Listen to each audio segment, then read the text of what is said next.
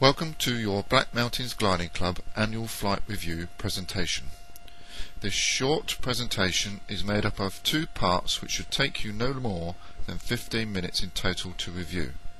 Please take the time to do so before you fly your annual flight review.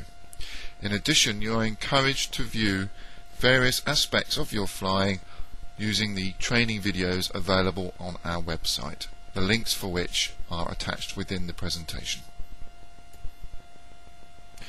Within the annual flight review, we'll be looking at your airmanship, your awareness, your lookout, your general handling skills, and the launch. We will also specifically be reviewing various aspects of the flying which will be following within the presentation. I'd also ask you to review anything that you'd like to do, especially those areas that you haven't flown recently or have never ever flown, like a side slip for instance. Let's move on to the next slide.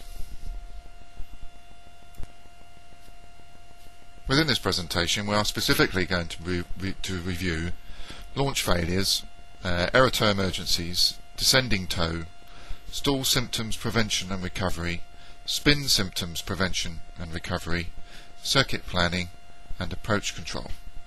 So let's move on to launch failures. A launch failure can happen at any time, and therefore it's very important that you ensure you do eventualities correctly. So always use the E in CBSIFT CBE. Recovery from a launch failure changes with every launch. The conditions, the glider type and the airfield state can all have an important effect on whether or not you can return to the airfield, for instance. Also think about what is in the circuit before you launch, just in case you do have a launch failure and that could cause you conflict within the circuit.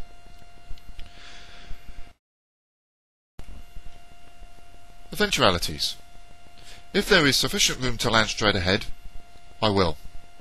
If there is insufficient room to land straight ahead, then I'll fly down into the valley and choose the nearest available field until I'm at sufficient height to safely turn back to the airfield. Nominate your recovery speed. In addition to this, on the launch, if the wingtip touches the ground, despite corrective action, I shall release. Low-level launch failure. If you have sufficient room to land straight ahead, maintain as much speed as possible, but be careful about lowering the nose too rapidly. Get rid of the rope as soon as you can. Use very careful use of air brakes. Keep the wings level. Keep the string in the middle. With a medium launch failure, where there is insufficient room to land straight ahead, obtain your nominated recovery speed first. Decide, do I keep going down the valley and land in the field at the bottom, or do I turn back? Only turn back if it is absolutely safe to do so.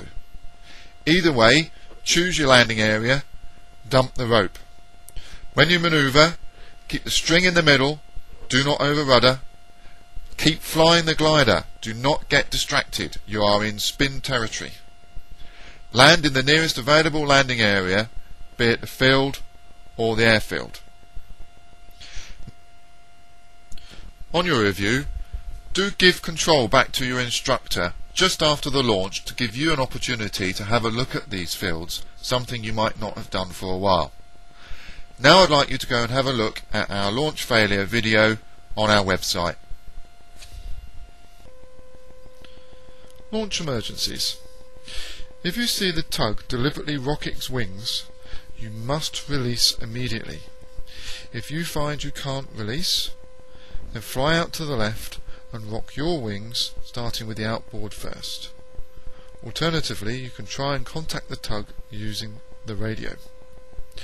If you find on the launch that you have a poor rate of climb, then do check your air brakes. If you find that the tug is wagging its rudder at you, then the tug pilot also thinks that you might have a poor rate of climb associated with the air brakes being inadvertently open. They do not need to be open that much to have a significant impact on your rate of climb. Let's have a look at the descending tow. You will experience this at some time in your career at Talgarth. This can happen when you're launching out towards a slot over Langorse Lake, or towing out to Hay Bluff for the Pandy Run. Either way, you could find that the climb has to stop because of cloud base, or even has to descend. This really is not a problem. If you find this is happening, then open a suitable amount of air brake and maintain the correct tow position. It is well worth practicing and is part of the annual flight review. Please take the time to review the aerotow, the emergencies, the descending tow and the release on our training video, which can be found on the BMGC website. Now let's move on to stalling and spinning. But before we start, I'd like to make a couple of important points. Practice stalling and spinning is very safe. It is controlled flight. Inadvertent stalling and spinning is very dangerous. It is uncontrolled flight. Unfortunately, one glider pilot every 7 months in the last 35 years has been seriously hurt through inadvertent stalling and spinning. Therefore, practice makes perfect. Quick and reliable recognition with recovery just might count one day and is therefore included in your annual flight review. Before we do any stalling or spinning, we must make sure that our hassle checks have been completed correctly. Please note the hassle checks on the next couple of slides, and they should be done thoroughly each time before you start any of these exercises. It is absolutely vital that you know the symptoms of the approaching stall, some of which are listed in the following slide. However, the one symptom that will always be present is that the elevator will not raise the nose any further or prevent the nose from pitching down. If you ever see this symptom, the glider has stalled and you must take appropriate action. Either way, if you see any of these symptoms, you must take appropriate recovery action, which is stick centrally forward, regain flying speed, return to the normal gliding attitude. You are lowering the nose and regaining flying speed. Not all of the symptoms are reliable. For instance, open air brakes could mask pre-stall buffet. High speed stall is greater than normal indicated airspeed, and the noise would be higher of that of a normal unaccelerated stall.